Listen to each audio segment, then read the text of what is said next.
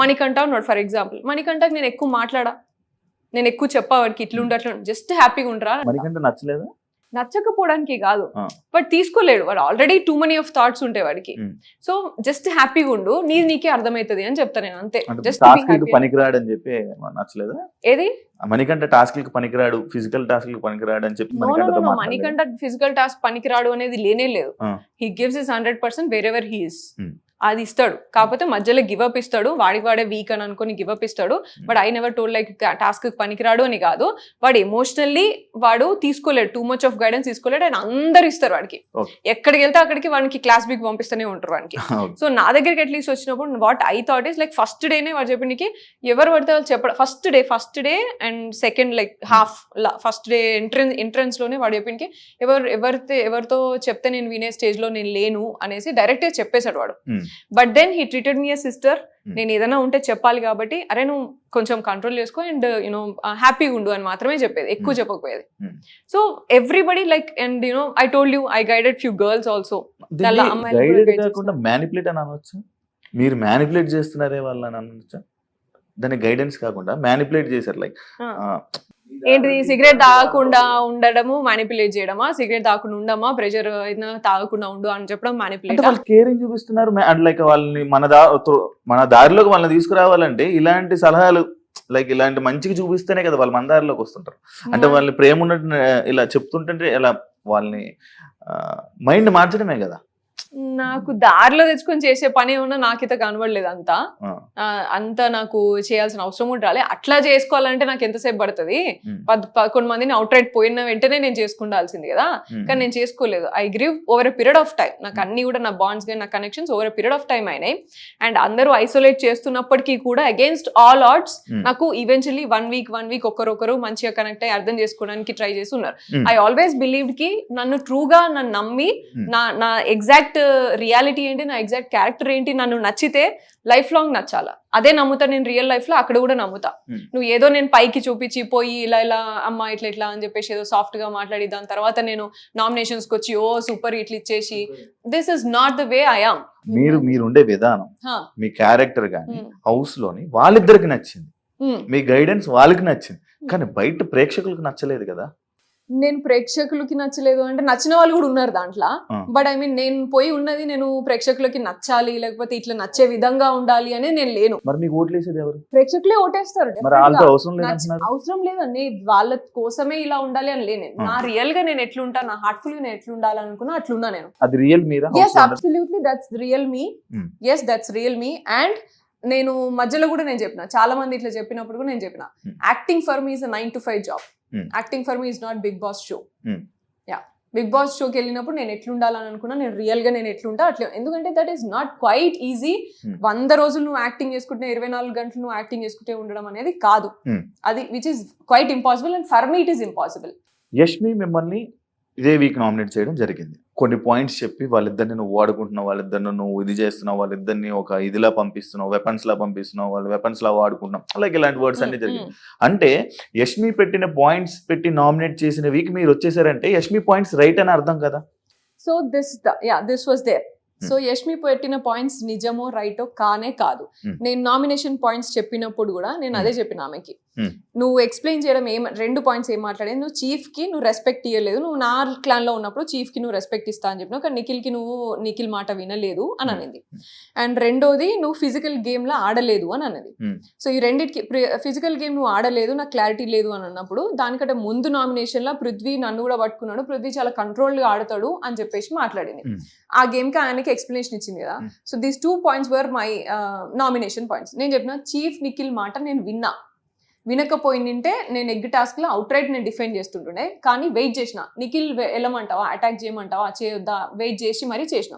So that is there, అది explanation ఇచ్చిన. And physical game నువ్వు ఆడలేదని నీ క్లాన్ లో ఉన్నప్పుడు కూడా నువ్వు అన్నావు అదే, ఇప్పుడు కూడా అదే అన్నావు. పృథ్వీ పట్టుకున్నప్పుడు నువ్వు అంత కంట్రోల్ అని అంత గమనించినప్పుడు నేను కూడా పట్టెత్తేసిన ఆమెని. అండ్ నేను ఓన్లీ ప్రేరణని యష్మితోనే ఆడినా, నేను ఎగ్ టాస్క్ ఎత్తి పడేసి వాళ్ళని బ్లాక్ చేసి అంతా చేసింది వాళ్ళిద్దరినే.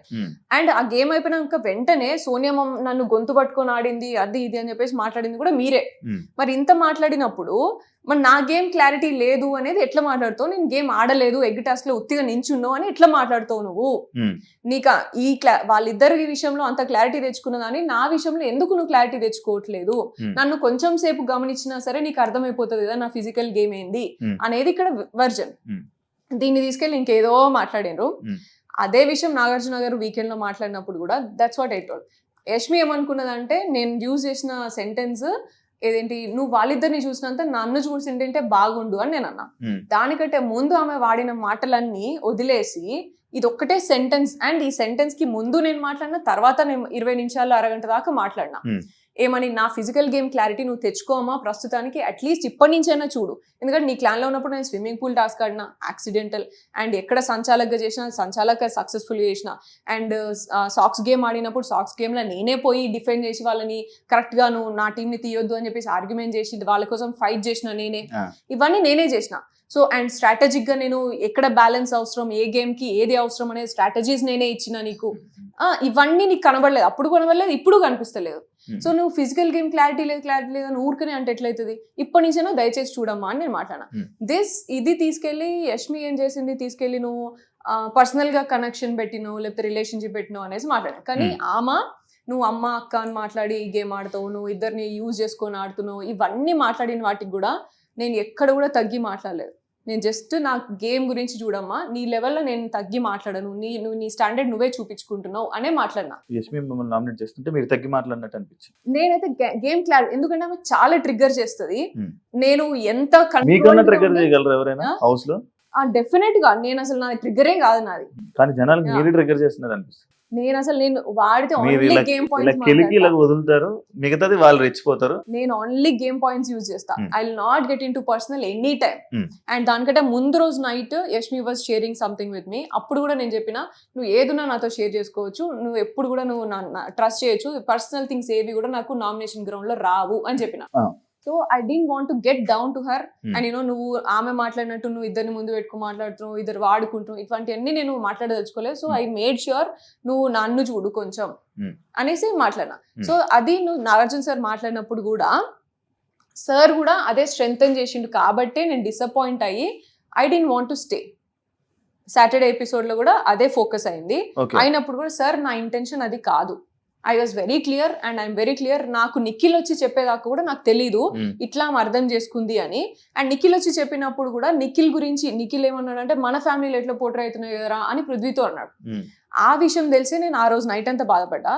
నెక్స్ట్ డే పోయి అమ్మాయి ఎట్లా సెన్సిటివ్ గా ఫీల్ అయింది అంటే, I definitely have to address this అని నెక్స్ట్ డే పోయి సారీ చెప్పిన ఆమెకి.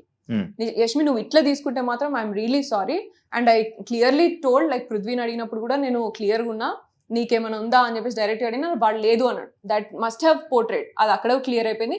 ఇక్కడ నేను మళ్ళీ చెప్తున్నా, నేను అసలు అక్కడికి నా థాట్ అక్కడ పోలేదు. That was not my intention. ఒకవేళ నువ్వు అట్లా ఫీల్ అయితే సారీ అని కూడా చెప్పిన నేను. ఇవన్నీ వదిలేసి ఈ సెంటెన్స్ వాడినావు అని చెప్పేసి మాట్లాడారు వీకెండ్ లా. I told my explanation. Even then conclusion was not right. Nagarjuna sir is like father figure and judgement, like evening like Saturday weekend ఎప్పుడు వస్తుంది సార్ ఏం చెప్తారు అని వెయిట్ చేస్తాం మనం లోపల ఉన్నప్పుడు.